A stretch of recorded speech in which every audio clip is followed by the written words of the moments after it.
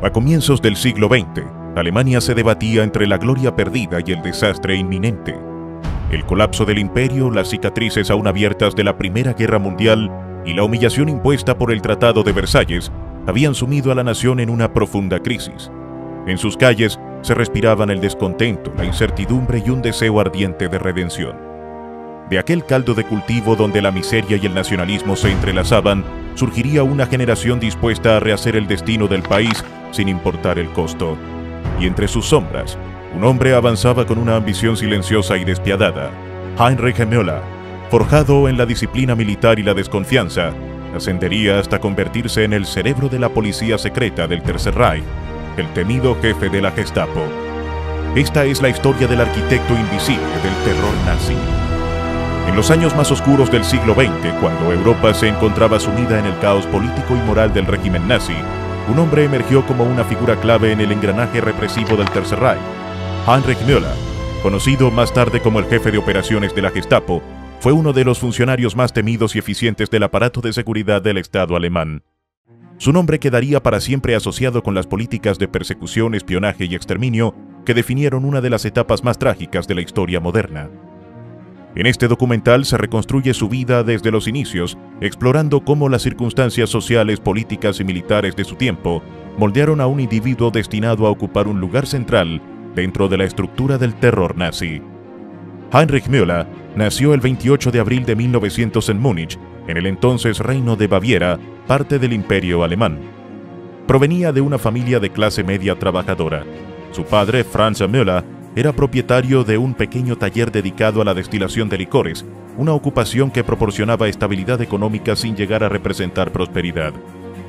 Su madre, Teresa Müller, administraba el hogar y se encargaba de la educación de sus hijos, inculcándoles disciplina y respeto por la autoridad. Desde joven, Heinrich demostró un carácter reservado, meticuloso y obediente, cualidades que más tarde se transformarían en herramientas esenciales dentro del aparato burocrático del Estado. La Alemania en la que Müller creció era una nación en rápida transformación. Tras la unificación de 1871, el Imperio Alemán se había consolidado como una potencia industrial y militar. Las ciudades crecían, las fábricas multiplicaban su producción y el ejército gozaba de gran prestigio. Sin embargo, bajo esa apariencia de progreso se escondían tensiones sociales y políticas. El auge de la clase obrera, las reivindicaciones sindicales y el surgimiento de nuevas ideologías generaban un clima de polarización que amenazaba el orden establecido. Los contrastes entre la nobleza, la burguesía y los trabajadores eran cada vez más evidentes. Durante su adolescencia, Müller presenció las disputas ideológicas que enfrentaban a monárquicos conservadores, liberales y socialdemócratas. La política se había convertido en un campo de batalla en el que la identidad nacional y la lealtad al imperio constantemente eran debatidas. En las calles de Múnich, los desfiles militares, las marchas patrióticas y los discursos nacionalistas despertaban un fervor colectivo que fascinaba a muchos jóvenes de la época. Ese ambiente de exaltación nacional y disciplina militar marcaría profundamente la personalidad del futuro jefe de la Gestapo. Antes del estallido de la Primera Guerra Mundial, Müller trabajó en diversos oficios. Se desempeñó como aprendiz en talleres mecánicos, fábricas y pequeños negocios, adquiriendo conocimientos técnicos que más tarde serían decisivos para su papel en la aviación militar. Estos primeros empleos le enseñaron la importancia del trabajo metódico y la obediencia jerárquica, valores muy apreciados en la estructura militar alemana. En ese periodo, Alemania experimentaba un auge industrial sin precedentes, impulsado por el acero, la química y la ingeniería. La nación competía abiertamente con Reino Unido y Francia por el dominio económico y colonial del continente. El 28 de junio de 1914, el asesinato del archiduque Francisco Fernando de Austria-Hungría en Sarajevo provocó una crisis internacional que pronto desembocaría en una guerra de dimensiones desconocidas. El 28 de julio, Austria-Hungría declaró la guerra a Serbia con el respaldo del Imperio Alemán. Días después, Rusia movilizó sus tropas en defensa de Serbia, lo que llevó a Alemania a declarar la guerra a Rusia el 1 de agosto. Francia, aliada de los rusos, se vio arrastrada al conflicto y la invasión alemana de Bélgica el 4 de agosto motivó la entrada de Reino Unido en la guerra. Europa entera se sumergió en una espiral de violencia que cambiaría el destino del continente. Con solo 14 años, Müller observó cómo su país se preparaba para un enfrentamiento total. La propaganda imperial inundaba las calles, exaltando el deber patriótico y el sacrificio por la patria. En 1917, cuando cumplió 17 años, se alistó en el ejército imperial alemán. Fue asignado a la aviación militar, un cuerpo que entonces se encontraba en pleno desarrollo. Gracias a su formación técnica, trabajó como mecánico de aeronaves, responsable del mantenimiento y reparación de los aviones que combatían en los frentes occidentales. Su labor se desarrolló principalmente en aeródromos cercanos al frente, donde presenció de cerca los efectos devastadores de la guerra moderna. La aviación se había convertido en una herramienta esencial de reconocimiento y ataque. Müller participó en la reparación de motores, fuselajes y sistemas de armamento, desempeñando un papel vital para mantener la operatividad de las escuadrillas alemanas.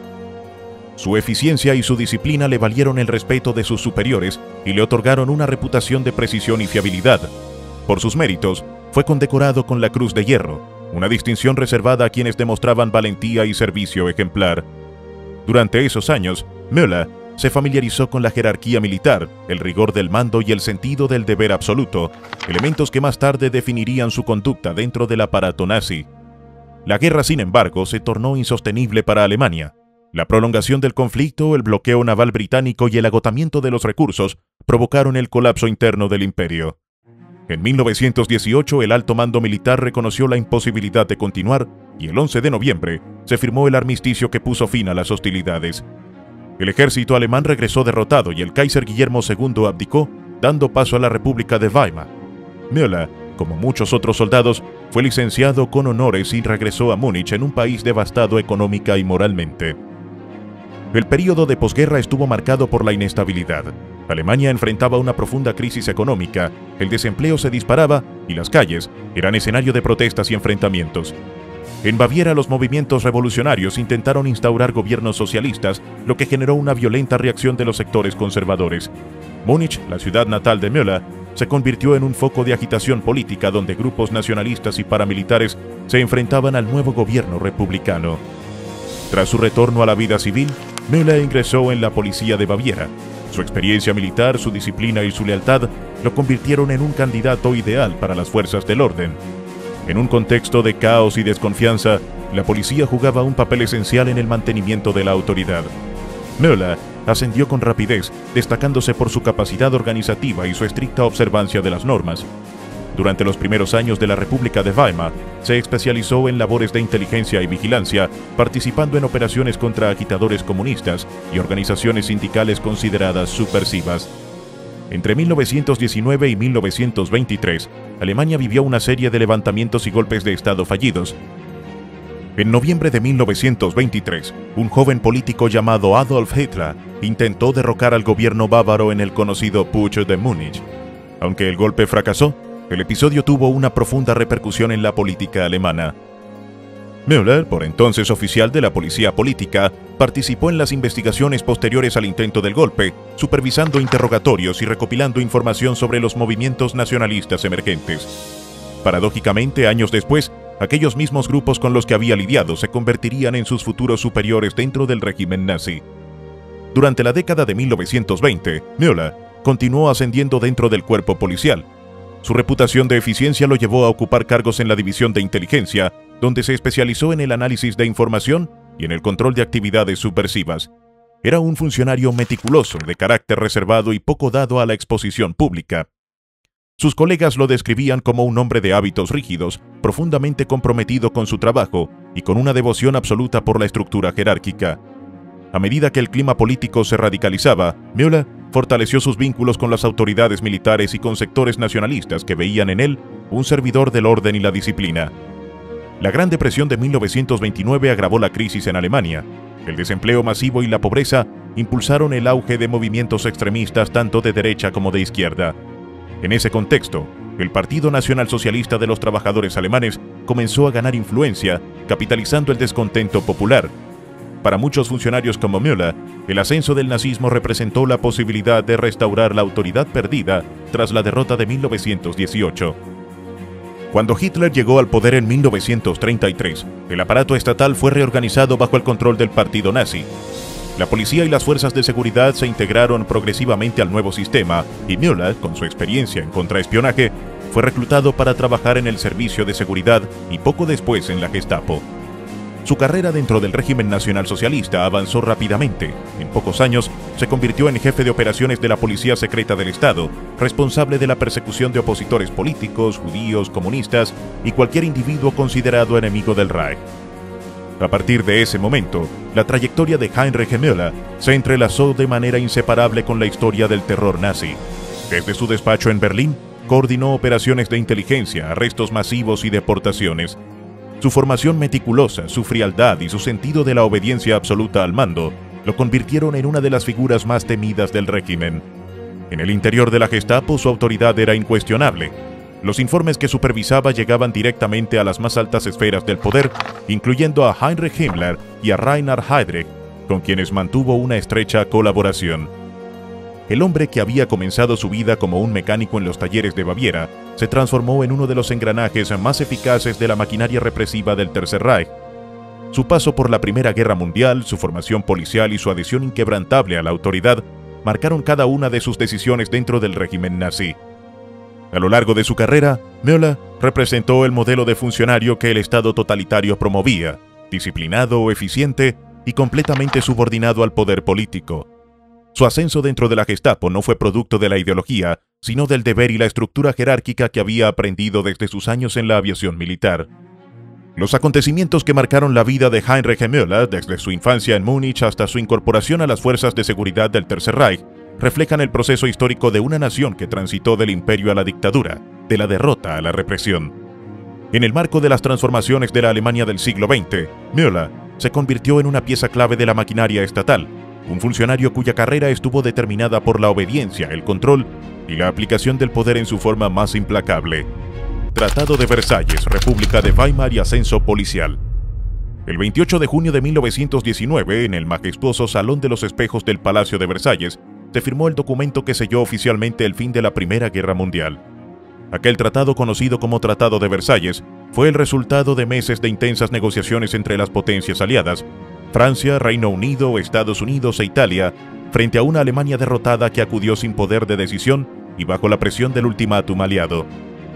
Lo que allí se acordó no solo puso término al conflicto más devastador que el mundo había conocido hasta ese momento, sino que también reconfiguró el mapa político de Europa y definió el destino de una nación que había sido protagonista y victimaria a la vez. El imperio alemán, que durante años había aspirado a consolidarse como potencia dominante, se hallaba en ruinas. La guerra había dejado millones de muertos, ciudades destruidas y una población exhausta. Las conversaciones en Versalles se desarrollaron en un ambiente de tensión, donde las potencias vencedoras buscaban asegurar que Alemania no volviera a representar una amenaza. El presidente estadounidense Woodrow Wilson abogó por una paz basada en los 14 puntos, una propuesta más conciliadora que pretendía garantizar el equilibrio entre justicia y estabilidad.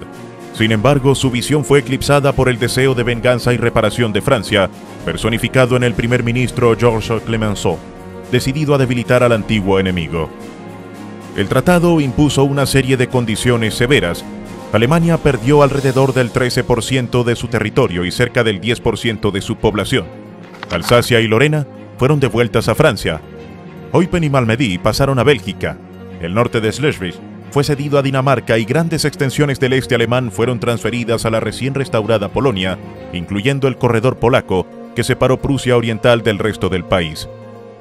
La ciudad portuaria de Danzig fue declarada ciudad libre bajo supervisión internacional. Estas pérdidas no solo afectaron el territorio, sino también el orgullo nacional, al fragmentar regiones que durante siglos habían sido parte del mundo germano. Además de las cesiones territoriales, el tratado impuso reparaciones económicas colosales. Alemania debía pagar enormes sumas a las potencias vencedoras para compensar los daños ocasionados por la guerra. La cifra, inicialmente fijada en 132.000 millones de marcos oro, resultaba prácticamente imposible de asumir para una economía colapsada. Los pagos en efectivo y en especie, junto con la pérdida de las colonias y de los recursos industriales en regiones como el Saar, profundizaron la crisis económica. El país quedó sumido en una espiral de inflación, desempleo y descontento. Uno de los puntos más humillantes fue la cláusula de responsabilidad de guerra, el artículo 231, que atribuía a Alemania y a sus aliados la culpa exclusiva del conflicto. Esta disposición tuvo un efecto devastador sobre la moral del pueblo alemán, que veía en ella una injusticia. A ello se sumó la desmilitarización forzada. El ejército fue reducido a 100.000 soldados, sin posibilidad de reclutamiento masivo ni conscripción. Se prohibió el uso de tanques, artillería pesada, aviación militar y submarinos. La marina quedó limitada a un número simbólico de buques. La región del Rin, por su parte, fue desmilitarizada completamente, quedando bajo ocupación aliada. El resultado fue una nación humillada, desarmada y económicamente asfixiada. A medida que las tropas aliadas entraban en territorio alemán, el antiguo orgullo imperial se desmoronaba.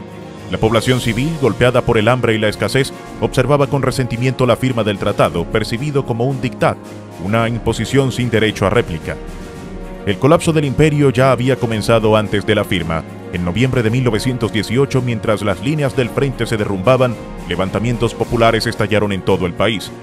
La llamada Revolución Alemana se extendió desde los puertos del norte hasta las grandes ciudades industriales. Marineros, obreros y soldados formaron consejos revolucionarios inspirados en el modelo soviético. En Kiel, los amotinados se negaron a seguir combatiendo. Pronto, su ejemplo fue imitado en Berlín, Hamburgo y Múnich. La vieja estructura imperial colapsó en cuestión de días.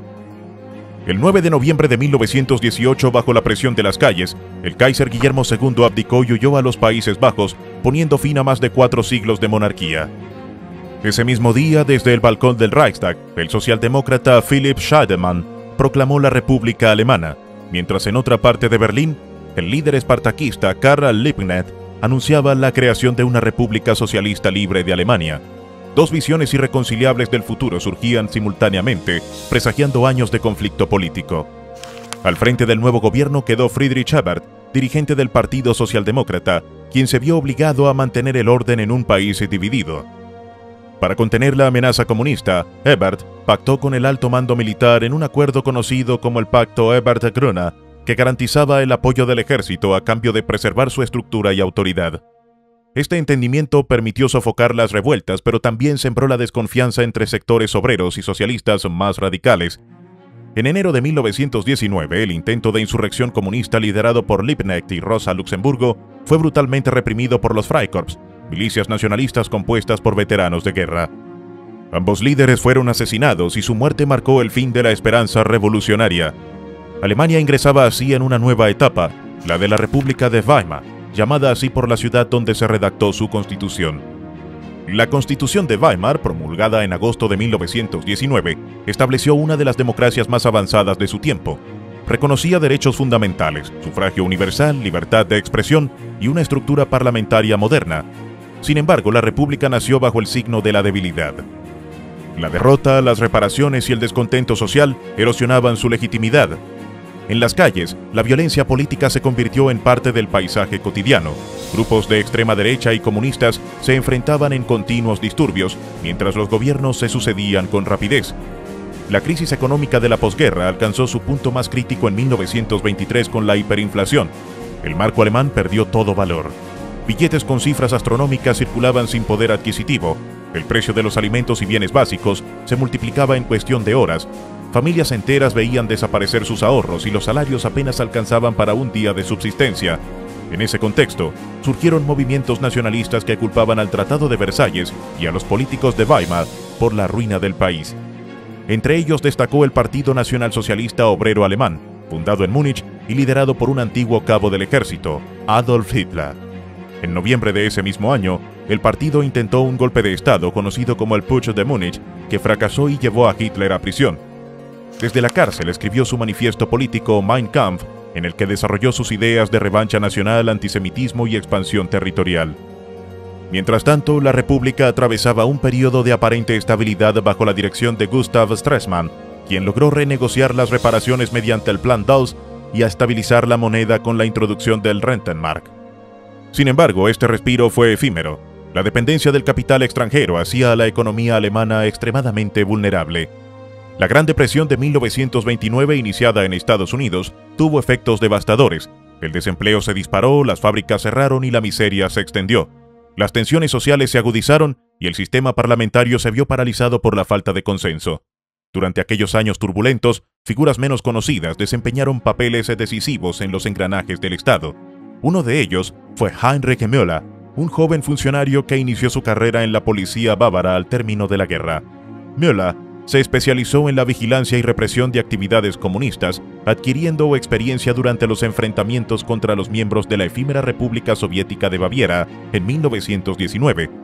Presenció fusilamientos de rehenes perpetrados por el Ejército Rojo Bávaro, experiencias que forjaron su odio hacia todo lo vinculado con el comunismo. A lo largo de los años 20, Müller ascendió en la estructura policial. Su meticulosidad, disciplina y lealtad absoluta al deber lo convirtieron en un funcionario respetado, aunque temido. En Múnich, trabajó en estrecha colaboración con la policía política encargada de vigilar los movimientos extremistas. Allí entró en contacto con miembros del partido nazi, que en aquel entonces aún no había alcanzado relevancia nacional. Pese a sus simpatías conservadoras, Müller se mantuvo fiel al Estado bávaro y no dudó en actuar contra cualquier grupo que amenazara el orden, sin importar su ideología. Cuando en marzo de 1933 los nazis depusieron al gobierno bávaro, Müller defendió a los superiores utilizando incluso la fuerza. Su rigidez profesional lo caracterizaba. No era un hombre de ideales, sino de obediencia. Consideraba el deber por encima de toda lealtad partidista. Esta mentalidad le permitía adaptarse a los profundos cambios políticos que se avecinaban. Paralelamente, el deterioro del sistema político alemán alcanzó un punto crítico. Los partidos extremistas crecían a expensas de la debilidad de los moderados. Las calles se convirtieron en campos de batalla entre las milicias comunistas y las SA, las fuerzas de asalto nazis. La República, incapaz de garantizar el orden, se hundía en el caos. En enero de 1933, el presidente Paul von Hindenburg nombró a Adolf Hitler canciller del Reich, creyendo que podría controlarlo. Era el inicio de una nueva etapa para Alemania, que pronto dejaría atrás los principios democráticos de Weimar. El Tratado de Versalles, la Revolución de 1918 y la República de Weimar conformaron el arco histórico que definió la transformación de Alemania entre 1918 y 1933. En esos años, el país transitó del derrumbe imperial a la experiencia democrática más ambiciosa de su historia y de allí a la consolidación del poder totalitario que marcaría el destino del siglo XX. Ascenso del nazismo, incorporación a la Gestapo y Segunda Guerra Mundial. La quema del Reichstag en 1933 constituyó un punto de inflexión decisivo en la historia de Alemania, sirviendo como catalizador para el ascenso de Adolf Hitler y el partido nazi al poder.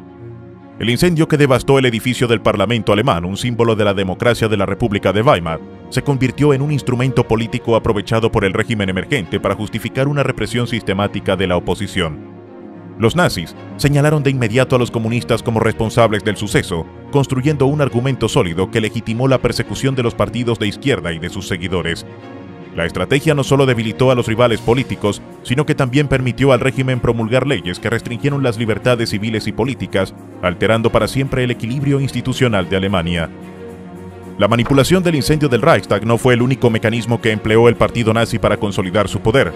Hitler y sus colaboradores desplegaron un entramado de tácticas políticas, propaganda masiva y explotación de las instituciones existentes para socavar la democracia desde adentro. La crisis económica que azotaba al país y el desencanto generalizado con el sistema político proporcionaron un terreno fértil para que Hitler capitalizara la frustración popular. Mediante la retórica nacionalista, la exaltación del orgullo alemán y la promesa de restaurar la grandeza del país, logró atraer la atención y el respaldo de amplios sectores de la sociedad. Simultáneamente, el partido empleó violencia callejera, intimidación sistemática y purgas internas para eliminar a sus opositores y consolidar su dominio.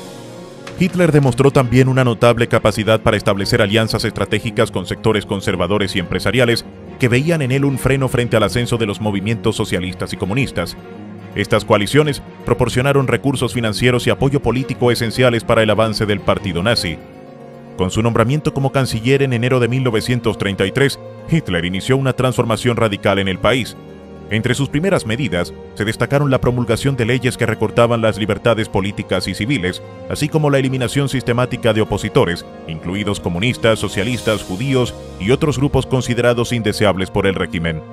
El ascenso del partido nazi fue el resultado de una combinación de factores: la profunda crisis económica, la polarización política y la habilidad del partido para canalizar el descontento general. Aunque no alcanzaron el poder mediante un golpe de Estado tradicional, los nazis supieron aprovechar un contexto de agitación y malestar en la República de Weimar. A través de maniobras políticas, alianzas estratégicas y un uso calculado de la propaganda, Hitler logró su designación como canciller, marcando el inicio de la consolidación del poder nazi en Alemania. En este proceso, figuras clave de la policía desempeñaron un papel fundamental, entre ellas Heinrich Müller. Como jefe de la policía de Múnich, Müller se vio involucrado directamente en los conflictos que marcaron la consolidación del régimen nazi. Durante la investigación del incendio del Reichstag en febrero de 1933, Müller se enfrentó a presiones políticas y maniobras de los nazis, quienes utilizaban el evento como justificación para reprimir a los comunistas y a otros opositores. En un principio, mostró resistencia al ascenso de Hitler y críticas hacia los métodos del partido nazi, pero a medida que el régimen se consolidaba, su postura cambió. Su aversión al comunismo y su interés por mantener su posición dentro del aparato de seguridad facilitaron su alineación con el régimen, marcando un punto de inflexión en su carrera. El contexto de la República de Weimar, caracterizado por tensiones políticas y sociales, fue determinante en la evolución de Müller. Su experiencia en la represión de la República Soviética de Baviera en abril de 1919 durante la insurrección comunista en Múnich consolidó su reputación como defensor del orden establecido y aliado del gobierno frente a los movimientos de izquierda. Este antecedente sentó las bases para su integración posterior en la jerarquía nazi, donde su habilidad para controlar y eliminar opositores se volvió un recurso valioso para el régimen. El golpe fallido de Hitler en noviembre de 1923, conocido como el Putsch de Múnich, representó un momento crucial en la historia política alemana. Aunque el intento fracasó y Hitler fue encarcelado, el evento le permitió reevaluar su estrategia y adoptar un enfoque más calculado para alcanzar el poder. En paralelo, Müller avanzaba en su carrera policial, ganando relevancia por su experiencia y firmeza en la represión de movimientos comunistas. Su utilidad para el partido nazi emergente creció de manera constante y en 1934 ingresó en la Gestapo, convirtiéndose en jefe de operaciones y participando activamente en la planificación y ejecución de las políticas represivas del régimen. La Gestapo, establecida en 1933 como la policía secreta del Estado nazi, se transformó bajo la dirección de Müller en un instrumento temible de control y represión. Su misión principal consistía en identificar, investigar y neutralizar a los opositores reales o potenciales del régimen, incluidos comunistas, socialistas, judíos y disidentes de todo tipo. Bajo su liderazgo, la Gestapo se consolidó como un símbolo del terror estatal y ejecutor eficiente de la política represiva nazi, involucrándose en arrestos, detenciones y ejecuciones sistemáticas. La trayectoria de Müller reflejó su transición de funcionario policial ordinario a uno de los colaboradores más destacados del régimen. Su participación activa en la estructura represiva junto con su cercanía a figuras como Reinhard Heydrich y Heinrich Himmler consolidó su posición dentro del aparato de seguridad nazi. A pesar de su pasado, que incluía la represión de insurgentes comunistas antes del ascenso de Hitler, su profesionalismo y capacidad para ejecutar las directrices del régimen le garantizaron la confianza de los jerarcas nazis, permitiéndole ascender rápidamente en el escalafón. En 1934, Müller se incorporó a la Schutzstaffel con el número 10.743, integrándose a la organización paramilitar y de seguridad del régimen. Su experiencia y disciplina le valieron una rápida progresión, llegando a ser conocido como Gestapo Müller, para diferenciarlo de otros oficiales con el mismo apellido. Para mediados de la década de 1930, su autoridad sobre la Gestapo era prácticamente indiscutible, aunque todavía no era miembro formal del partido nazi. Durante estos años, su participación en eventos clave como la represión de la huelga de trabajadores polacos en Blumenfels en Hamburgo en 1937 evidenció su disposición a emplear la violencia de manera sistemática para garantizar el control del régimen sobre la población. Müller no se afilió oficialmente al partido nazi hasta 1939, cumpliendo con la exigencia de Himmler para conservar su puesto y asumir la jefatura recién creada de la Gestapo. Su desempeño como jefe de la policía le permitió convertirse en ejecutor de políticas de represión de todos los movimientos de resistencia, consolidando su reputación como un operador confiable y eficiente del régimen. Su ascenso en la jerarquía nazi continuó de manera meteórica. Fue promovido a coronel en 1937, mayor general en 1940 y jefe de la policía en 1941. La invasión de Polonia en 1939 marcó el inicio de la Segunda Guerra Mundial y Müller desempeñó un papel central en la planificación y ejecución de las operaciones represivas en territorios ocupados. Su participación incluyó la persecución de opositores políticos y la implementación de políticas represivas, reforzando su influencia dentro de la estructura nazi. A lo largo del conflicto cultivó relaciones estrechas con Himmler, Heydrich y Adolf Eichmann, consolidando su acceso a los círculos de poder más altos del régimen. Como jefe del AMT-4 de la RSHA entre 1939 y 1945, Müller estuvo directamente involucrado en la solución final, trabajando codo a codo con Eichmann en la implementación de las políticas de persecución y exterminio de la población judía. Su papel dentro de la Gestapo y del aparato represivo del Estado nazi reflejó su transformación de un funcionario de policía bávaro a uno de los principales arquitectos del terror estatal. Durante este período también enfrentó organizaciones de espionaje como la Orquesta Roja, compuesta por ciudadanos soviéticos y alemanes que se oponían al régimen nazi y operaban para los aliados, lo que lo situó en el epicentro de la lucha contra la resistencia interna y externa al régimen. La carrera de Müller evidencia cómo la combinación de experiencia, lealtad al orden establecido y habilidad para ejecutar políticas represivas convirtió a un oficial inicialmente reacio en uno de los colaboradores más eficaces y temidos del régimen nazi. Su ascenso estuvo marcado por episodios de violencia y represión en múltiples frentes, desde la eliminación de opositores políticos en Baviera hasta la coordinación de políticas represivas en los territorios ocupados. Su interacción directa con figuras como Himmler, Heydrich y Eichmann consolidó su influencia dentro del aparato de seguridad y le permitió intervenir en todas las etapas de la política represiva del Estado. Müller mantuvo un rol activo en la reorganización de las fuerzas policiales y la estructura de control del régimen. Su inclusión en las SS y en la Gestapo fue estratégica, proporcionando al partido nazi una figura capacitada para ejecutar operaciones de vigilancia, espionaje y represión. Durante su gestión, la Gestapo se convirtió en una organización altamente eficiente, capaz de identificar y neutralizar cualquier forma de resistencia interna, desde movimientos comunistas hasta redes de espionaje aliadas. Su capacidad para aplicar los métodos de control y represión se convirtió en un modelo dentro del sistema nazi, consolidando la centralidad de la policía secreta en la estructura del Estado. Heinrich Müller emergió como una de las figuras más influyentes en la estructura represiva del Tercer Reich, desempeñando un papel decisivo en la persecución de la llamada Orquesta Roja, una compleja red de espionaje que operaba a favor de la Unión Soviética. Su tarea principal consistió en coordinar operaciones que permitieran desmantelar esta red de resistencia, capturar a sus integrantes y neutralizar la transmisión de información a los aliados soviéticos. Esta misión se insertó dentro de un contexto más amplio, la ofensiva sistemática contra la población judía en los territorios ocupados por Alemania, que comenzó tras la invasión nazi a la Unión Soviética en 1941 bajo el nombre de Operación Barbarroja. Esta operación representó el inicio de la implementación de políticas genocidas dirigidas tanto contra judíos como contra otros grupos considerados enemigos del régimen, incluyendo minorías étnicas y religiosas. Müller tuvo un rol central en la planificación y ejecución de estas políticas represivas. A medida que las tropas alemanas avanzaban en territorio soviético, él supervisó la instalación de guetos y campos de concentración donde miles de judíos fueron trasladados y confinados en condiciones inhumanas. Los guetos se convirtieron en centros estratégicos desde los cuales se organizó la implementación de la solución final, el plan sistemático diseñado para exterminar a la comunidad judía de Europa. La complejidad logística de trasladar a todos los judíos de Polonia y otras regiones ocupadas, sumada a la ideología del exterminio del régimen, llevó a la creación de los escuadrones de la muerte conocidos como Einsatzgruppen. Estos grupos operaban en el frente oriental y eran responsables de ejecuciones masivas de judíos, comunistas, partisanos y otros considerados enemigos del Reich. Müller participó directamente en la coordinación de estas unidades, asegurando que las acciones se ejecutaran según las directrices establecidas por los altos mandos nazis. Su implicación se evidencia en la firma de numerosos documentos oficiales que ordenaban la entrega de miles de personas para su exterminio. Entre estos, destaca la directiva del 31 de enero de 1943, en la que se requería la entrega inmediata de 45.000 judíos a las autoridades para su eliminación. Además, en 1942, Müller logró infiltrarse en la Orquesta Roja, utilizando la información obtenida para manipular y desinformar a la red de resistencia prosoviética. Ese mismo año, asistió a la conferencia de Wannsee, convocada por Reinhard Heydrich, donde se coordinaron los procedimientos para la implementación sistemática de la solución final.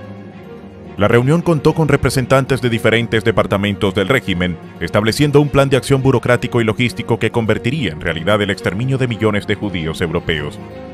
Tras el asesinato de Heydrich en Checoslovaquia, Müller fue enviado para liderar la investigación y captura de los responsables del atentado. Utilizó tácticas de soborno y tortura para localizar al comando checo, combinando inteligencia y coerción para cumplir con los objetivos asignados. Su eficiencia en estas operaciones reflejó no solo su capacidad para coordinar acciones complejas, sino también su cercanía a los círculos del poder dentro del régimen nazi, lo que le permitió influir en decisiones clave relacionadas con la represión y persecución de la población. En el verano del 43, Müller fue trasladado a Roma con el objetivo de presionar a las autoridades italianas, que hasta ese momento mostraban cierta reticencia frente a la persecución de los judíos en territorio italiano. Esta misión evidenció las tensiones existentes dentro de la alianza entre Alemania e Italia. Mientras que el Tercer Reich implementaba políticas genocidas sin concesiones, el gobierno de Mussolini mantenía un enfoque más limitado respecto a la persecución de la comunidad judía. La presión ejercida por Müller y otros representantes del régimen nazi fue decisiva para que las autoridades italianas aceptaran colaborar en la entrega de judíos para su deportación a campos de concentración y exterminio. El papel de Müller se extendió a todos los territorios ocupados por Alemania y a las naciones aliadas del Eje, supervisando la aplicación de políticas persecutorias y la coordinación con gobiernos satélites para asegurar la entrega de prisioneros. En cada región, Müller debía adaptarse a las condiciones locales, negociar con autoridades nacionales y mantener la eficacia de las operaciones de la Gestapo, garantizando que las políticas del Reich se ejecutaran de manera sistemática. Esta labor incluyó la planificación de deportaciones masivas, la creación de listas de prisioneros y la organización de transportes hacia campos de concentración. Su intervención directa fue decisiva en la logística de la persecución, desde la identificación de objetivos hasta la ejecución de las órdenes de exterminio. Uno de los episodios más relevantes en la trayectoria de Müller fue la investigación tras el atentado a Heydrich en 1942. Este atentado, ejecutado por paracaidistas checos entrenados por el Reino Unido, desencadenó una intensa represalia del régimen nazi. Müller lideró la operación de búsqueda y captura de los responsables, que incluyó la detención de miles de personas y la ejecución de numerosos civiles en represalia. La eficiencia de la Gestapo bajo su supervisión permitió localizar y neutralizar a gran parte del comando checo, combinando tácticas de inteligencia con métodos de coerción extrema. Este episodio evidenció la capacidad de Müller para implementar políticas de represión masiva y su papel central en la maquinaria del Estado nazi. Además de estas operaciones, Müller participó en la coordinación de los Einsatzgruppen y en la supervisión de la instalación de guetos en ciudades como Varsovia y Lodz. Cada gueto funcionaba como un punto de control desde donde se gestionaba el confinamiento y posterior deportación de miles de personas hacia campos de exterminio. Müller aseguraba que los procesos se realizaran con precisión burocrática, manteniendo un control estricto sobre las autoridades locales y los oficiales del campo, supervisando la ejecución de órdenes sin margen de error. La expansión del control nazi sobre Europa Oriental y Central aumentó la complejidad de su labor. Müller debía coordinar operaciones en diversos territorios, enfrentándose a diferencias administrativas, resistencia local y problemas logísticos. Su posición en la Gestapo le permitió mantener la influencia sobre distintos departamentos del régimen, supervisando desde la planificación de arrestos masivos hasta la implementación de políticas de exterminio. La interacción entre la estructura central del Reich y los gobiernos aliados requería negociaciones constantes y un conocimiento detallado de la burocracia estatal, funciones que Müller desempeñó con eficacia. La infiltración de la Orquesta Roja, la supervisión de los Einsatzgruppen, la presión sobre los gobiernos aliados y la planificación de represalias tras atentados reflejan el alcance de las responsabilidades de Müller dentro del Tercer Reich. Cada operación fue ejecutada con un nivel de coordinación que requería tanto habilidades estratégicas como un control absoluto sobre los recursos humanos y materiales disponibles. Su papel dentro de la Gestapo consolidó su posición como un actor clave en la implementación de políticas persecutorias y en la organización de acciones represivas que marcaron gran parte de la historia de la Segunda Guerra Mundial. En todos los territorios bajo su supervisión, Müller se convirtió en un intermediario esencial entre los altos mandos del Reich y las autoridades locales, asegurando la aplicación de políticas de deportación, persecución y exterminio. Su trayectoria estuvo marcada por la participación directa en operaciones complejas, la coordinación de unidades de represión y la supervisión de los mecanismos logísticos que permitieron la implementación de la solución final. Cada acción, desde la planificación hasta la ejecución, reflejaba la estructura jerárquica del régimen nazi y la centralidad de Müller dentro de la organización de la Gestapo, consolidando su influencia en uno de los períodos más oscuros de la historia europea. Declive del régimen nazi, represión final y destino de Müller. Hasta los meses finales de la Segunda Guerra Mundial, Heinrich Müller mantuvo un control férreo sobre las operaciones de la Gestapo, dirigiendo personalmente la implementación de políticas de represión y persecución que afectaron tanto a civiles como a militares. Su autoridad se centraba en la supervisión de los procesos de deportación hacia campos de concentración, especialmente Auschwitz, donde su insistencia sobre la eficiencia y el aumento del número de judíos trasladados se volvió casi obsesiva.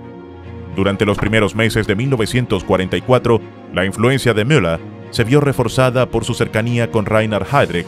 Sin embargo, tras el asesinato de Heydrich en 1942 y el debilitamiento de sus aliados dentro del aparato nazi, su poder comenzó a declinar lentamente.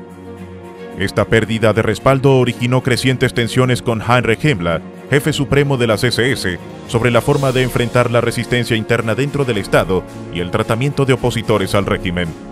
En este contexto, Müller buscó consolidar su posición a través de alianzas estratégicas, siendo la más relevante la que mantuvo con Martin Bormann, jefe de la Cancillería del Reich, cuyo apoyo le permitió mantener un margen de maniobra incluso cuando la guerra comenzaba a inclinarse en favor de los aliados.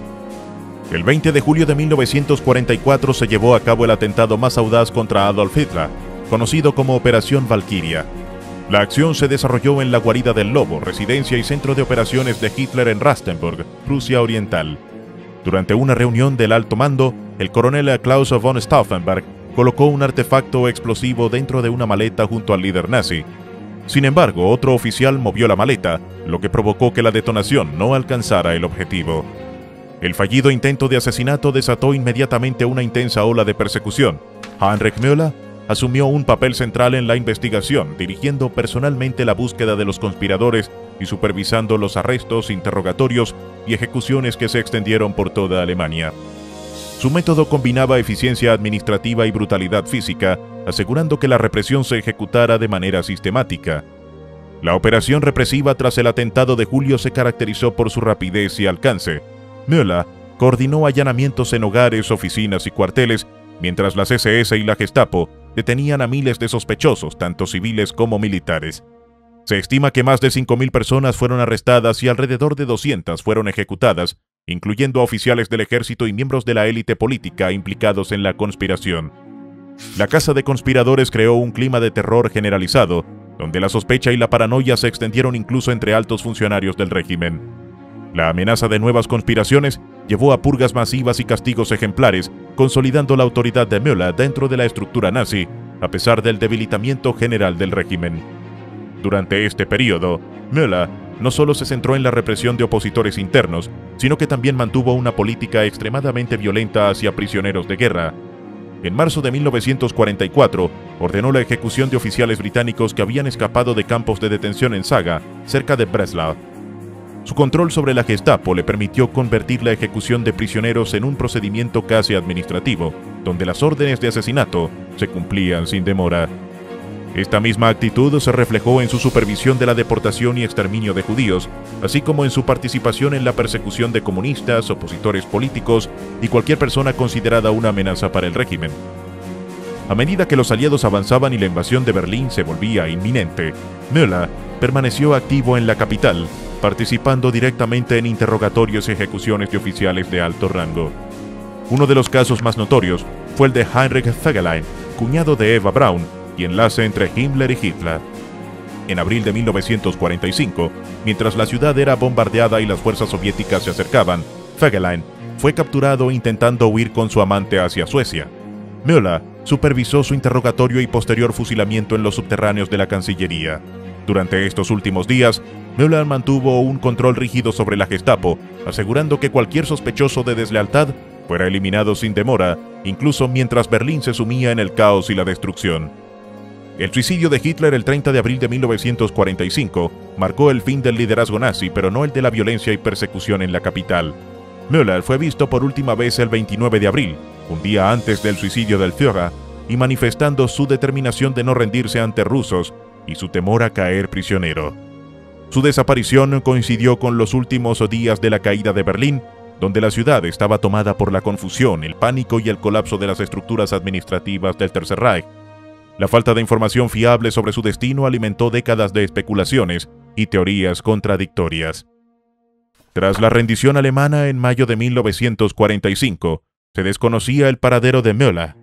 La CIA, en un informe fechado en 2001, reconoció que sus esfuerzos por localizarlo tras la guerra no tuvieron éxito, a pesar de una búsqueda exhaustiva que incluyó registros de viviendas y contactos de su entorno más cercano. Se especuló que podría haber sido capturado por la NKVD soviética o que incluso habría huido hacia Sudamérica como muchos otros altos oficiales nazis.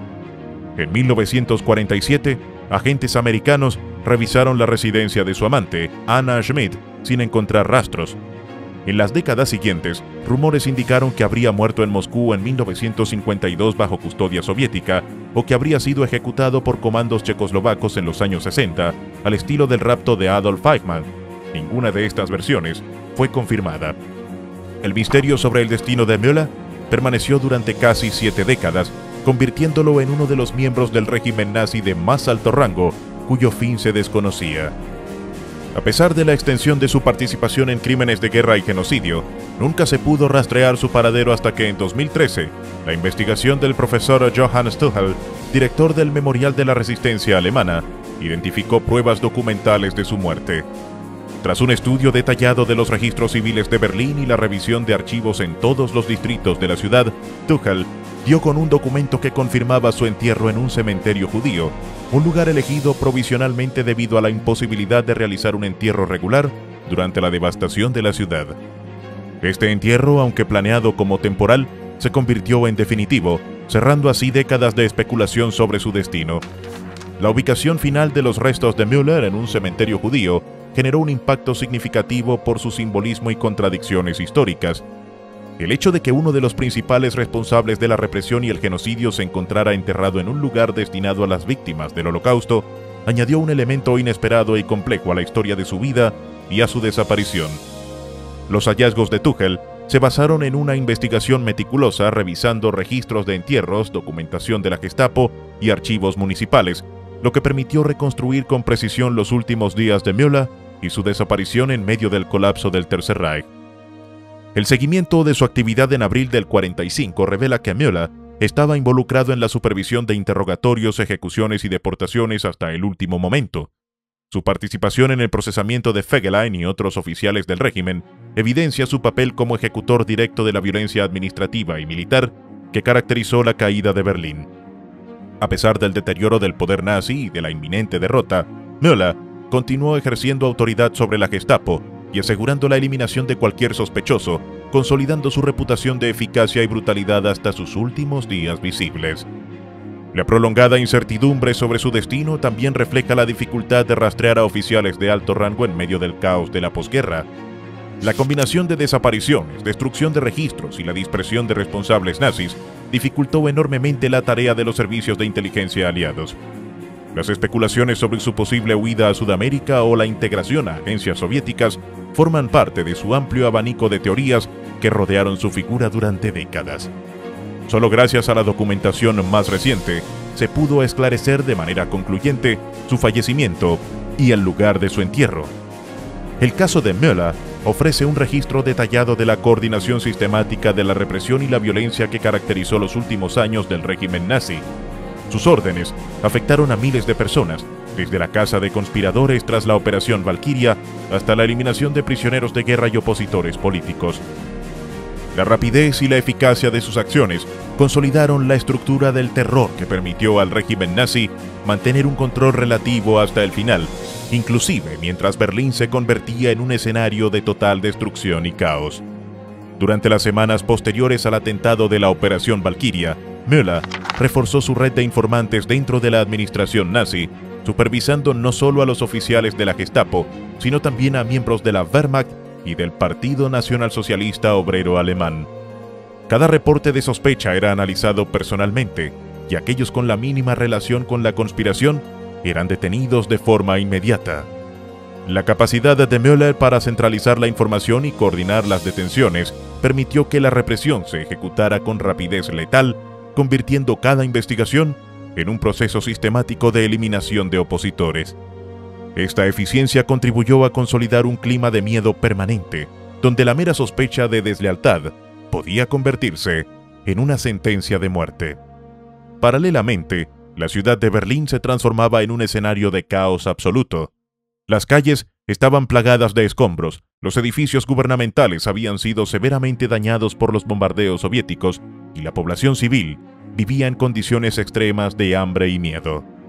En medio de esta devastación, Müller continuaba supervisando personalmente la detención de oficiales y funcionarios que se consideraban desleales, garantizando que ninguna autoridad militar o política escapara al control de la Gestapo.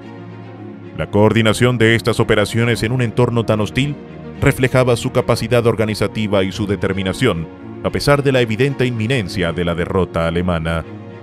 Además de la persecución de los conspiradores, Müller mantuvo un control riguroso sobre las ejecuciones de prisioneros y desertores. Se documentan casos en los que oficiales y soldados capturados fueron fusilados sin juicio previo, cumpliendo órdenes directas de Müller, quien consideraba cualquier falta de lealtad como una amenaza directa hacia el régimen. Estas acciones demostraban su compromiso absoluto con la implementación de políticas represivas, así como su disposición a actuar de manera despiadada hasta los últimos días del Tercer Reich. La extensión y sistematicidad de estas medidas contribuyeron a que Berlín se convirtiera en un centro de terror concentrado, donde la Gestapo operaba con autonomía casi total bajo su supervisión. Finalmente, el hallazgo de sus restos en 2013 representa el cierre físico de una historia marcada por la persecución y la represión, documentando con precisión la desaparición de uno de los oficiales de mayor rango del Tercer Reich. A través de la revisión de archivos, registros de entierros y documentación oficial, se pudo reconstruir de manera exhaustiva la trayectoria final de Heinrich Müller, desde su última aparición en abril de 1945 hasta su entierro en un cementerio judío de Berlín. Este documento ofrece información detallada sobre la ejecución de políticas represivas, la coordinación de la violencia de Estado y la desaparición de uno de los actores clave en la administración del terror nazi.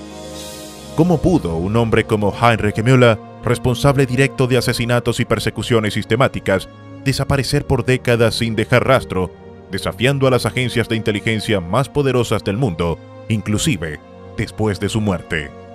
Te leemos en los comentarios.